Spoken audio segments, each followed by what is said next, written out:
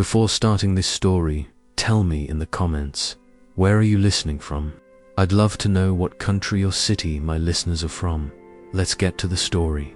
After the accident that left him in a wheelchair, Alexander fired 20 nurses until Martha arrived, who told him the truth that no one dared to tell him that he was behaving like a coward.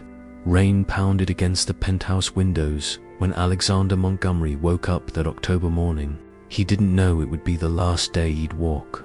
At 3:30 p.m., his Mercedes sports car crashed into a truck on the highway. The last words he heard before losing consciousness were those of the paramedic: severe spinal cord damage. When he woke up in the hospital 3 days later, the first thing he saw was the face of Vanessa, his girlfriend of 3 years. Her blue eyes were red from crying, but there was something else in her expression that Alexander couldn't decipher at the time. Something that looked dangerously like fear. Dr. Peterson explained the situation with the professional detachment doctors honed over years of delivering bad news. Fractured lumbar vertebra, spinal cord damage. Legs weren't responding. It was likely he'd never walk again. Alexander, who at 35 had built a real estate empire from scratch, climbed mountains on weekends, and ran marathons for fun, looked down at his motionless legs under the white hospital sheets. He felt nothing. Literally nothing. Vanessa squeezed his hand and whispered, "It's going to be okay, love. We'll get through this together." But the words sounded hollow, as if she herself didn't believe what she was saying. The first few days after the accident were a blur of pain, medications, and uncomfortable visits. His business partners arrived with flowers and expressions of condolence, as if he were dead. His brothers visited him with that forced smile we reserve for the terminally ill. And Vanessa spoke less and smiled less each day. The first nurse was named Carol, an older woman with a soft voice who spoke to him as if he were a child. Alexander fired her on the second day when he caught her whispering to Vanessa in the hallway. Poor boy, so young, his whole life ahead of him, and now this. The second nurse, Susan, had a habit of sighing dramatically whenever she helped him with something, as if caring for him was an unbearable burden. It lasted for days. Jennifer, the third, spoke to him in a loud, slow voice, as if the accident had also damaged her hearing. She left at the end of the first week. By the time he got home, Alexander had fired 8 nurses. His 20th floor penthouse had spectacular views of the city, but now it felt like a gilded prison. Ramps and grab bars had been installed, but each of those adaptations was a constant reminder of what he'd lost. Vanessa tried to maintain a normal life for the first 2 weeks. She cooked his favorite dishes, watched movies with him, and talked to him about her work at the art gallery. But Alexander noticed how she avoided looking at him when they transferred him from his bed to his wheelchair. He noticed how she tensed when he needed help with something as basic as going to the bathroom. One rainy November afternoon, exactly 17 days after the accident, Vanessa sat on the couch in front of his wheelchair. Her hands were shaking, and she avoided his gaze. "Alexander, he began, his voice immediately breaking. He already knew what was coming. He'd known it from the first day in the hospital, from that expression in her eyes that he could finally identify, pity mixed with horror. "I can't," she whispered, tears streaming freely down her cheeks. "I tried, Alexander. I really tried, but I can't live like this. This isn't what I expected from my life." Alexander felt something break inside his chest, something that had nothing to do with his paralyzed legs. It was his heart. "You're a coward," he said in a voice calmer than he felt. Vanessa stood up, removed the engagement ring she wore on her ring finger, and placed it on the coffee table with a small metallic click. "Maybe you're right," she said, "but I'd rather be a free coward than a trapped martyr." And he was gone, just like that. 3 years of relationship, marriage plans, shared dreams, all reduced to a ring left on a table and the sound of the door closing. That night, Alexander took the ring and threw it against the wall with all the strength he had left in his arms. The metal bounced and rolled until it disappeared under the sofa, as if he too wanted to hide from reality. The next few nurses were fired more quickly. Alina lasted 3 days before Alexander fired her for sighing every time she helped him get dressed. Patricia left after 2 days when he caught her taking photos of the penthouse to show off on social media. Margaret, an experienced nurse who came highly recommended, quit on her own after Alexander yelled at her for rearranging her medications without asking. Alexander's family stopped visiting him.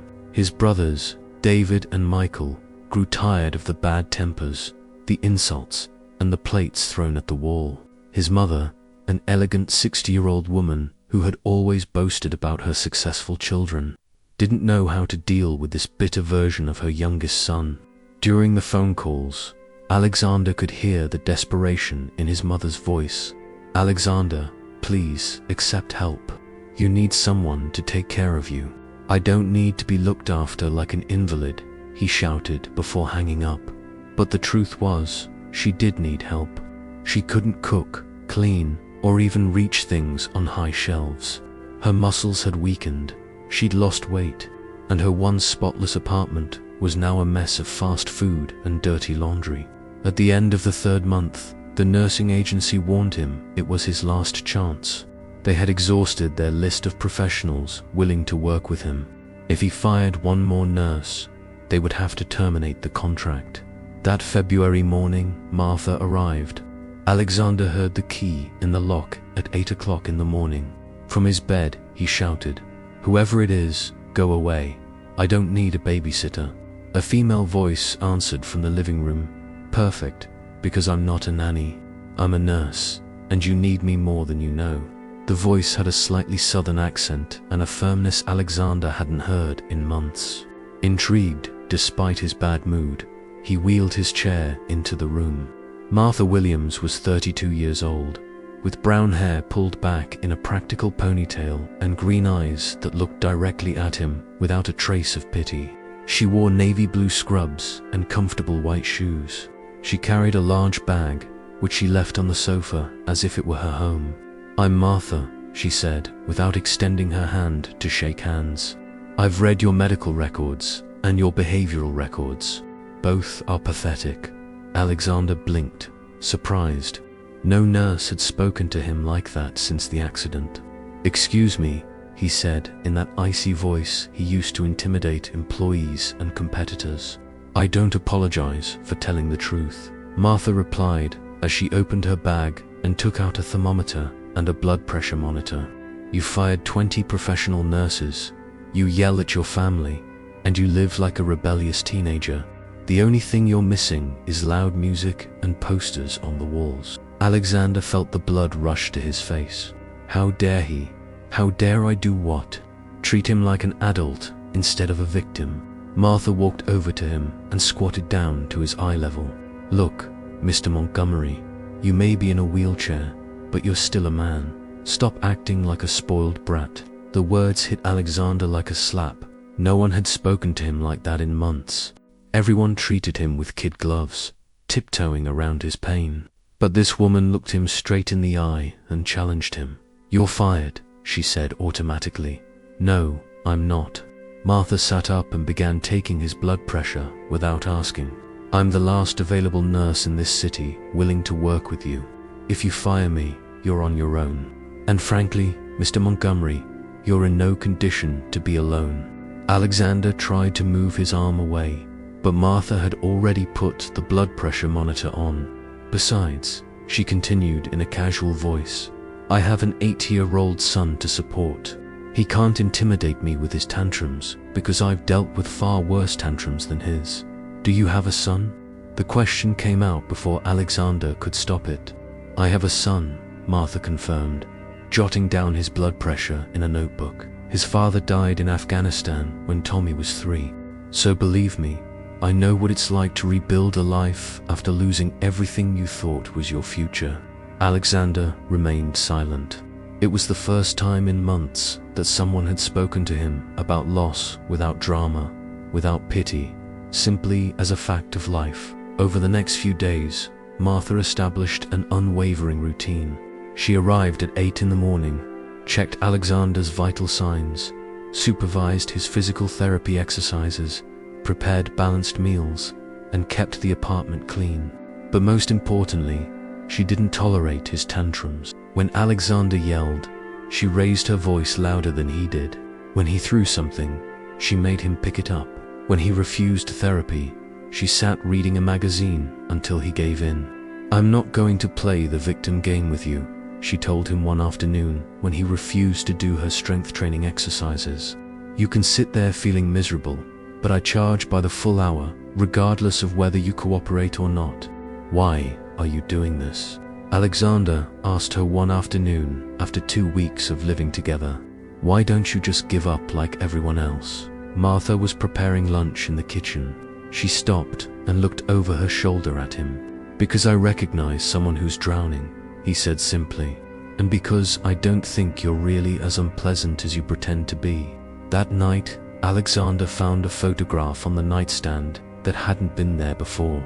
It was Martha with a little boy with blonde hair and a mischievous smile. They were both at a park, she pushing him on a swing, both laughing. "It's Tommy," Martha said from the doorway. She had just finished cleaning the kitchen. "It looks like you. He has his father's eyes," Martha said with a soft smile. "And his personality, stubborn as a mule. How, ... How did your husband die?" Martha entered the room and sat in the chair next to her bed. "Homemade bomb in Kandahar. I was helping to build a girls' school. Tommy and I received a folded flag and a letter saying he had died serving his country." "Sorry," Alexander muttered. "Me too.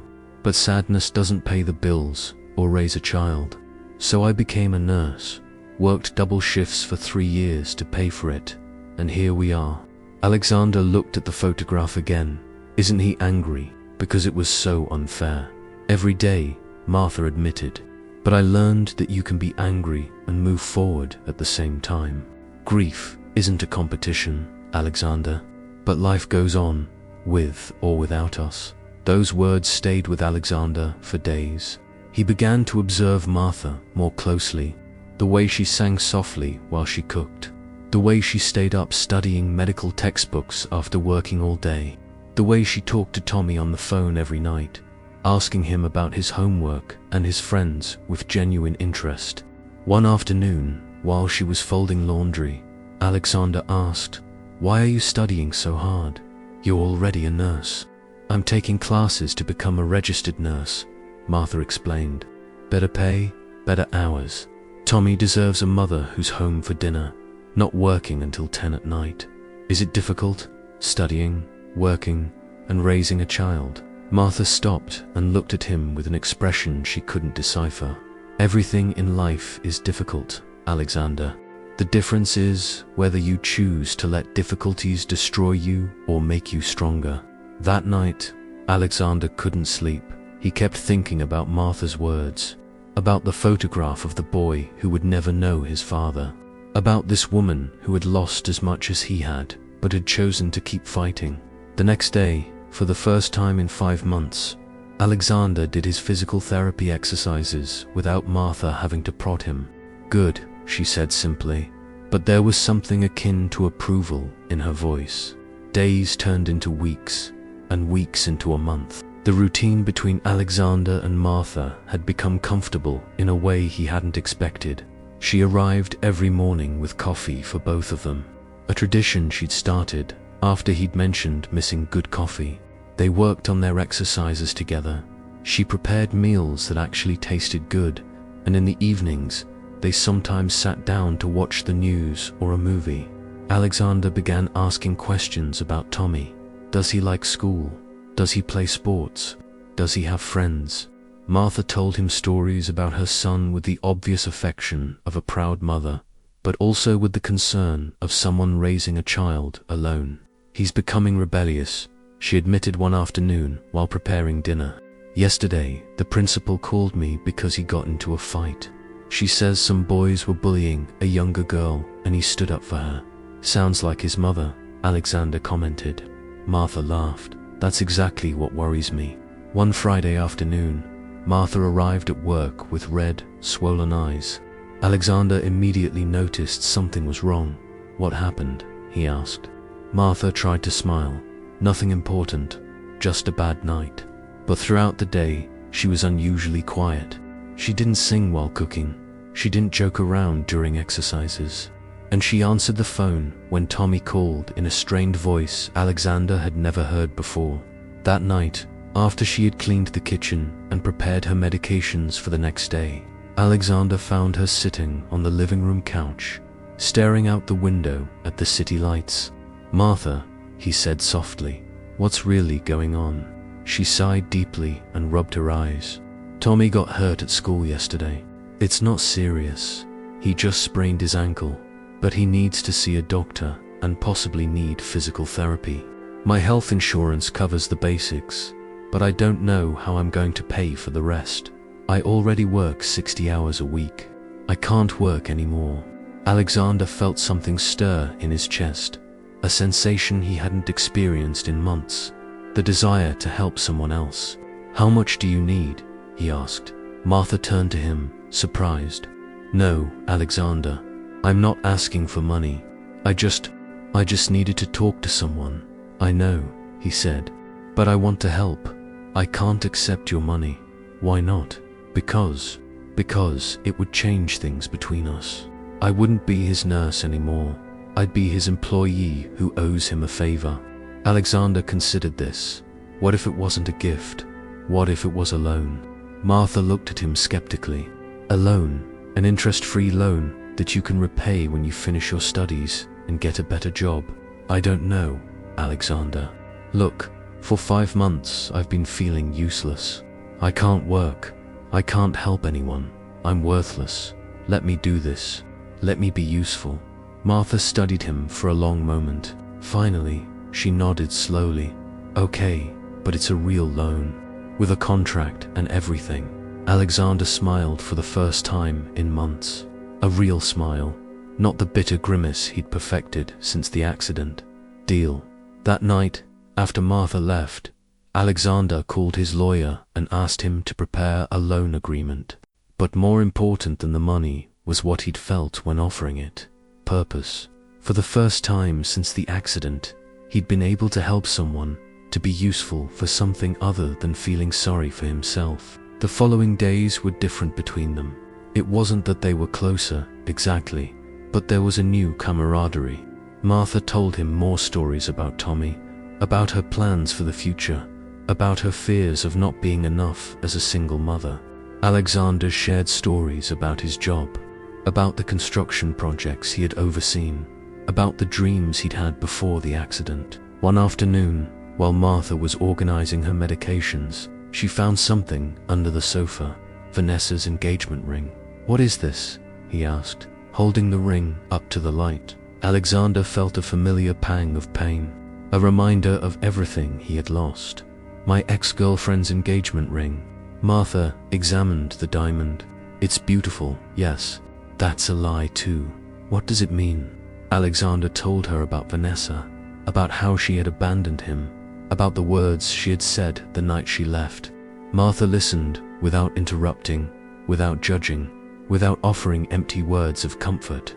When she finished, she simply said, I'm sorry. Me too. I thought he loved me. He probably loved her. But some people only love when it's easy. Alexander looked at the ring in Martha's hands. What would you do with this? Martha considered the question seriously. I think he'd sell it and use the money for something good. Something that would honor the man he was before the accident, but also the man he's becoming now. That night, Alexander couldn't stop thinking about Martha's words. The man he was becoming now, was he different? Had he changed since she arrived? The answer came 2 days later, when Martha arrived at work with news that changed everything. Alexander, he said in an oddly formal voice, I need to talk to you. He immediately sensed something was wrong. Martha was never formal with him. What's happening? Dr. Peterson called yesterday. There's a new specialist in town, a neurosurgeon who specializes in spinal cord injuries. He wants to review your case. Alexander felt his heart race. Why? He thinks he might be a candidate for experimental surgery, a new technique that could restore some mobility to his legs. The The room seemed to spin around Alexander. Mobility. I can't promise you anything, Martha said quickly. It's experimental, risky, and the recovery would be long and painful. But there's a chance I could walk again. Alexander looked down at his motionless legs beneath the blanket. For 5 months, he'd accepted that he'd never be able to stand again. He'd built a new identity around that reality. And now, ... Why didn't you tell me before? He asked. Because you had refused all experimental treatments. Your medical records specifically state that you didn't want any more surgeries, any more false hopes. That was true. In the first months after the accident, when several doctors had suggested experimental treatments, Alexander had flatly rejected them. He couldn't bear the thought of more hope, more possibility of disappointment. And now, Martha asked softly. Alexander closed his eyes. Now he had something to fight for. He had Martha. He had Tommy indirectly. He had a purpose that went beyond his own misery. Now I want to try, he said. Martha smiled, and Alexander realized it was the most beautiful smile he had ever seen. The appointment with Dr. Harrison took place 2 days later. The neurosurgeon was a young man, probably Alexander's age, with an intensity that reminded Alexander of himself before the accident. Your injury is in a very specific location, the doctor explained, pointing to the X-ray. The damage isn't complete, meaning some of the nerves are intact but compressed. The new technique we're testing could release that compression and restore the connection. What are the chances? Martha asked. She had insisted on accompanying Alexander to the appointment. In similar cases, we've seen a 60% success rate. 60% of patients regain some degree of mobility. Half of those are able to walk unaided. And the risks? As with any spinal surgery, there is a risk of further damage. In the worst-case scenario, you could lose the remaining function of your trunk and arms. There is also a small risk of complications that could be fatal. Alexander looked at Martha. She looked back with an expression he couldn't fully read, but which included something resembling fear. What do you think? He asked her. I think it's your decision, she replied. But I also think that 6 months ago you would have rejected this without a second thought. What changed? Alexander knew the answer, but he wasn't sure he was ready to say it out loud. You changed, he said finally. You taught me that life is worth living, even when it's difficult. You taught me that I can be useful, that I can help people, that I can ... that I can love and be loved. Martha blinked rapidly, and Alexander realized she was holding back tears. If it doesn't work, he continued, at least I'll have tried. And if it works, we can dance at my wedding, Martha said with a shaky smile. Your wedding? Well, someone will have to marry me first. Alexander felt his heart stop for a moment. Was she telling him what he thought she was telling him? Martha, yo ... Don't say anything now, she interrupted. Let's focus on getting better first. Then we can talk about everything else. The surgery was scheduled for 3 weeks later. During those days, Martha stayed overnight at Alexander's apartment to provide round-the-clock care. Tommy stayed with Martha's grandmother, but called him every night to talk to them both. Alexander had begun talking to Tommy regularly on the phone. At first, the conversations were awkward, but the boy had the natural curiosity of an 8-year-old and was soon asking him about the skyscrapers he could see from the penthouse, about his sports cars, about why he couldn't walk. Alexander found he enjoyed these conversations more than he'd expected. Tommy was smart, funny, and had the same determination as his mother. The night before the surgery, Alexander and Martha sat on the couch, staring at the city lights. Neither of them had spoken much during the day, both lost in their own thoughts. Martha, Alexander said finally, yeah, if something goes wrong tomorrow, it's not going to go wrong. But if it goes wrong, I need you to know something. Martha turned to him, her green eyes serious in the soft lamplight. These last few months with you have been the best of my life, Alexander said.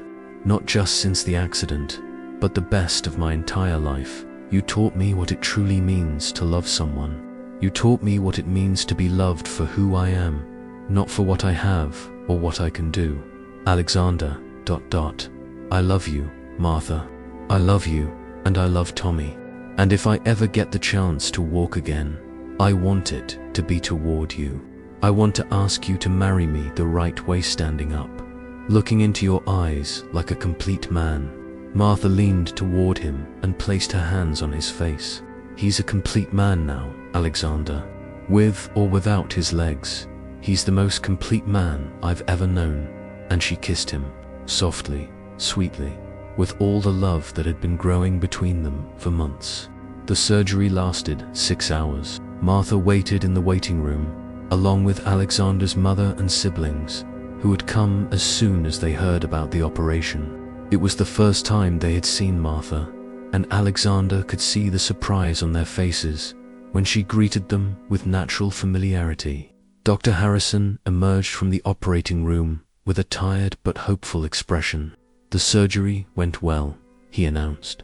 We were able to release the compression in several places. Now we have to wait for him to wake up and see what function he's regained. Alexander woke up 8 hours later. The first thing he saw was Martha's face, who had been sitting by his bed all night. "Hello," he murmured hoarsely. "Hello," she replied, smiling even though her eyes were red with tiredness and worry. "How do I feel? How does it feel?" Alexander focused on his body. There was pain, a lot of pain, in his back where the operation had taken place. But there was something else, something he hadn't felt in 5 months. I think I can feel my legs." Martha squeezed his hand. "Dr. Harrison says it's a good sign, but they'll need to run tests to determine exactly what function he's recovered." Tests began 2 days later, when the post-operative pain had subsided sufficiently. Alexander was able to wiggle his toes. He could feel when the physical therapist touched his legs. He could flex his thigh muscles. "It's remarkable," said Dr. Harrison. "He's regained more function than I expected to see so soon after surgery." But the real test came 3 weeks later, when he tried to stand up for the first time. Martha was at his side, along with 2 physical therapists. Alexander gripped the parallel bars with trembling hands. His legs felt weak, unsteady, as if they belonged to someone else. "Take your time," said one of the therapists. Alexander took a deep breath, focused on his muscles, and slowly began to transfer his weight to his legs. For a terrible moment, he thought he was going to fall. His legs shook violently, his knees almost buckling. But then, miraculously, it held. I was standing. For the first time in 6 months, Alexander Montgomery was standing on his own 2 legs. "She did it," Martha whispered, tears streaming freely down her face. "She did it." Alexander looked down at his legs, supporting him, and his feet firmly planted on the ground. Then he looked at Martha, who was looking at him with a mixture of pride, love, and relief that made his heart feel too big for his chest. He was only able to stand for 30 seconds before his muscles gave way and he had to sit back in the wheelchair. But it had been 30 seconds of pure hope. Recovery was slow and often frustrating. Some days, Alexander could walk several steps with the aid of a walker. Other days, his legs refused to cooperate, and he spent hours in physical therapy with no visible progress. Martha was with him every step of the way. She encouraged him when he wanted to give up, challenged him when he settled for less than he could achieve, and comforted him when the physical and emotional pain became overwhelming. Tommy began visiting them on weekends. At first, the boy was nervous around Alexander, but he soon got used to watching him switch between the wheelchair and the walker. Tommy even began doing his homework at the penthouse dining room table, while Alexander did his physical therapy exercises in the living room. One Saturday afternoon, Alexander was practicing walking in the hallway when Tommy ran up to him. "Alexander, look what I drew," the boy shouted, waving a piece of paper. It was a drawing of 3 stick figures standing together, a tall man, a woman with long hair, and a small child. Above it was written in crooked letters, "My new family." Alexander felt a lump form in his throat. Your new family? Yes, Tommy said, with the ease of a child. Mummy says she loves you, and I love you too. So you're part of our family now. Alexander looked at Martha, who was watching from the kitchen doorway with a soft smile. I love the drawing, Tommy, Alexander said, kneeling down with difficulty to get down to the boy's height. Can I hang it on my refrigerator? Yes. And when you can walk without the walker, we can go to the park to play soccer. Deal, little man. That night, after Tommy fell asleep in the guest room, Alexander and Martha sat on the penthouse balcony. The city lights stretched to the horizon, but Alexander only had eyes for the woman sitting next to him. Martha, he said. There's something I've been wanting to ask you for weeks. She turned to him, curious. Alexander took something out of his pocket, a small blue velvet box. Martha brought a hand to her mouth, her eyes widening. Before you say anything, Alexander began, I want you to know that I bought this ring with the money from Vanessa's ring. As you suggested, I sold it and used the money for something good, for something that would honor the man I was before the accident and the man I've become now. She opened the box, revealing a simple yet elegant ring with a diamond that reflected the city lights. Martha Williams, you saved my life in every way that matters. You taught me how to love. You taught me how to live. You taught me that being strong doesn't mean not needing anyone, but rather finding the right person to be vulnerable with. He managed to stand unaided, something he'd been secretly practicing for weeks. His legs wobbled slightly, but remained steady. I love him, Martha. I love his strength, his compassion, his terrific humor, his way of singing while he cooks.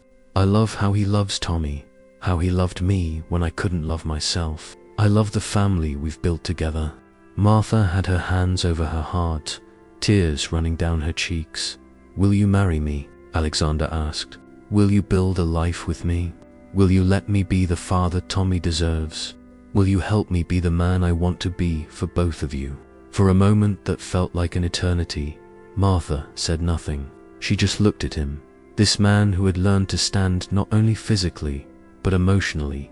Then she got up from her chair and approached him, placing her hands on his face. Yes, he whispered. Yes, of course. Alexander placed the ring on her finger with hands that trembled with emotion. Then he kissed her, standing on his own 2 feet, holding her in his arms as he had dreamed of doing for months. When they separated, Martha looked at him with shining eyes. Do you know what the most incredible thing about all this is? He asked. That who fell in love with me when I was in a wheelchair, and I fell in love with you exactly as you were. What happened next was just a bonus. Alexander laughed, a rich, happy sound that hadn't come out of him in over a year. You know what we're going to do now, he said. That let's wake Tommy up and tell him he's going to have an official dad. They ran into the guest room where Tommy was fast asleep, cuddling a teddy bear. Alexander carefully sat on the edge of the bed and gently touched the boy's shoulder. Hey, little man, she whispered. Tommy slowly opened his eyes. What's wrong? Is it time for breakfast? No, but we have important news, Martha said, sitting on the other side of the bed. What news? Alexander and I are getting married, Martha announced. Tommy sat up immediately, wide awake. Seriously? Alexander is going to be my dad. If you want, Alexander said. I'd love to be your dad, Tommy. Tommy thought about it for exactly 2 seconds before jumping into Alexander's arms. Yes, yes, yes, she shouted. I'm going to have a dad who's tall and rich and lives in a penthouse. Martha and Alexander laughed, hugging the boy between them. And that he loves you very much, Alexander added.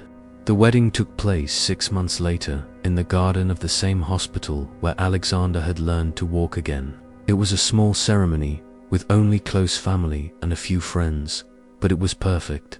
Alexander walked down the aisle unassisted, with Tommy at his side as his best man. Martha wore a simple ivory dress that had belonged to her mother and carried a bouquet of white lilies. When the minister asked if Alexander would take Martha as his wife, He replied in a clear and strong voice, "I take it, to walk together for the rest of our lives." When he asked Martha if she would take Alexander as her husband, she smiled through her tears. "I take it, to stand together against whatever comes." Their first dance as a married couple was to At Last by Etta James. Alexander had been practicing for weeks, determined to dance with his wife on their wedding night. His moves weren't perfect, but they were his. As they swayed together on the dance floor, Martha whispered in his ear, "Do you remember the first time you saw me? When did I tell you I was fired?" Alexander smiled. "When he told me I was a coward." He was right. "No, I wasn't. I was just scared. But look at you now." Alexander gently spun her around, then pulled her back into his arms. "Now, I'm exactly where I'm supposed to be." 2 years later, Alexander and Martha were standing on the same penthouse balcony where he had proposed to her. But now they weren't alone. Martha was holding their 6-month-old daughter, Emily, while Tommy, now 10, was doing his homework at the nearby table. Alexander had sold most of his commercial properties and started a foundation to help veterans' families. Martha had finished her degree and now worked part-time at the hospital, devoting the rest of her time to the foundation and her family. Do you ever think about what your life would have been like if you hadn't had the accident? Martha asked one night as they were putting Emily to bed. Alexander considered the question seriously. "I probably would have continued working 80 hours a week, trying to earn more money than I could ever spend. I probably would have married Vanessa for the wrong reasons and been miserable. I definitely would have never met you guys." He moved a strand of hair from Martha's face. "The accident was the worst thing that ever happened to me, but it was also the best thing, because it brought me to you." Martha kissed him softly. "You know what my favorite part of this whole story is?" he asked. "Which? That we were both broken when we met. You, physically, I, emotionally. But instead of staying broken apart, we decided to heal together." Alexander held her tighter, breathing in the scent of her hair, feeling the warm weight of his daughter in Martha's arms, listening to Tommy murmur about his math homework. This was her life now. Not the life she'd planned, not the life she'd hoped for, but the life that had turned out to be better than she'd ever imagined. Outside, the city lights shone like earthly stars. Inside, a family built from broken pieces, prepared for another day of being whole together. Sometimes, Alexander reflected as he fell asleep that night, the best stories begin with the worst circumstances. And sometimes, falling is the only way to truly learn how to get back up. If this story touched your heart, tell me in the comments, what country are you listening to this from? If you didn't at first, I'd love to know what part of the story touched you the most. Like if you believe that true love appears when you least expect it, and in the person you least expect, share this story with someone who needs reminding that there is always hope. And subscribe for more stories that touch your soul.